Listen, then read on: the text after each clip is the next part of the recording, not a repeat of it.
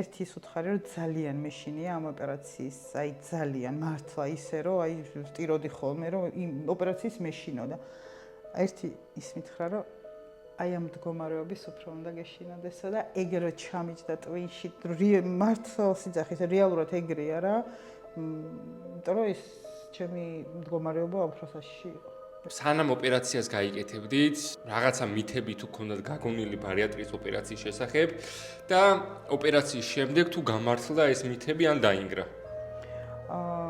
კარგიც მქონდა გაგონილი, ცუდიც მქონდა გაგონილი, ბევრს უთქვია რომ შეიძლება მოკვდე და ანუ ყოფილა ესეთი ნათქვამიც. ნუ ჯერჯერობით ის ცუდი რაც თქვეს არ გამართლდა. იმ ცუდიდან რა ვიცი, არაფერი ცუდი არ მომხდარა რა მე ჩემ პრაქტიკაში რა. 7 თვეში რა შეცდომა გაგიკეთებიათ კვებაში და რა გაკვეთილი ისწავლეთ?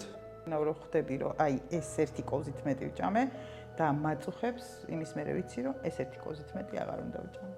სხვა მეტი ისეთი შეცდომა არაფერი პრინციპში არ დამიშვია. აი მე ისეთი ხომ არ დაგამახსოვრდათ, აი მაგალითად კონსულტაციაზე ან უბრალოდ საუბრისას ვატო ექიმისგან, რომელიც არ დაგავიწყებათ არასდროს. კი.